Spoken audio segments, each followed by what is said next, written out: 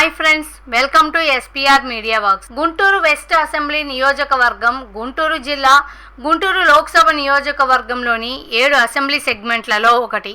ఈ నియోజకవర్గం 2008లో ఏర్పాటైంది. 2019 నాటికి ఈ నియోజకవర్గంలో మొత్తం 2,65,135 మంది ఓటర్లు ఉన్నారు. గత ఎన్నికలలో పోటీ చేసి గెలుపొందిన టీడీపీ అభ్యర్థి మద్దాలి గిరిధరరావు ఈ నియోజకవర్గం యొక్క ప్రస్తుత ఎమ్మెల్యే. గుంటూరు వెస్ట్ అసెంబ్లీ నియోజకవర్గం విషయానికి వస్తే సీనియర్ పొలిటికల్ లీడర్స్ అందరూ ఇక్కడే ఉన్నారు. వీరంతా తమ వారసులను పొలిటికల్ ఎంట్రీ చేయించేందుకు విశ్వ ప్రయత్నాలు చేస్తున్నారు. కానీ వారిని కాదని కొత్త వారికి టిక్కెట్ ఇవ్వటంతో అక్కడి పొలిటికల్ ఫైట్ యమా ఘాటుగా మారింది. గత 3 సార్లుగా జరిగిన ఎన్నికల ఫలితాలను విశ్లేషిస్తే 2009 ఎన్నికలలో కాంగ్రెస్ అభ్యర్థి కన్నా లక్ష్మీనారాయణ, టీడీపీ అభ్యర్థి చుక్కపల్లి రమేష్ మరియు పీఆర్పీ అభ్యర్థి తులసి రామచంద్ర ప్రభుపై పోటీ చేసి 3,301 ఓట్ల మెజార్టీతో గెలుపొందారు. 2014 ఎన్నికలలో టీడీపీ అభ్యర్థి మోదుగుల వేణుగోపాల్ రెడ్డి,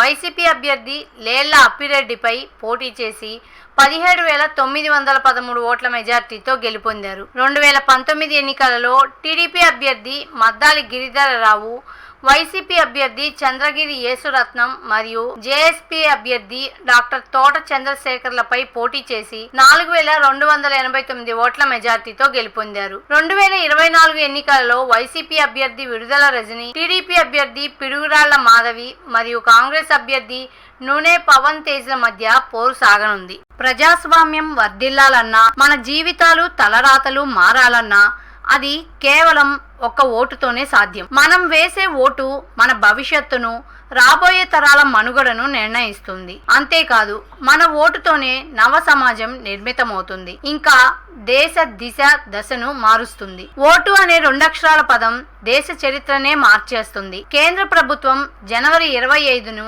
జాతీయ ఓటర్ల దినోత్సవంగా ప్రకటించింది. కుల, మత, ప్రాంత, లింగ, జాతి, భాష అనే భేదం లేకుండా దేశంలో నివసించే 18 సంవత్సరాలు నిండిన పౌరులు అందరికీ భారత రాజ్యాంగం ఆర్టికల్ 326 ద్వారా ఓటు హక్కును కల్పిస్తుంది. ప్రజాస్వామ్యాన్ని గౌరవించాల్సిన బాధ్యత ప్రతి పౌరుడిపై ఉంది. ప్రజాస్వామ్యానికి ఓటే పునాది. దేశ, రాష్ట్ర భవిష్యత్తును నిర్ణయించేది ఈ ఓటే.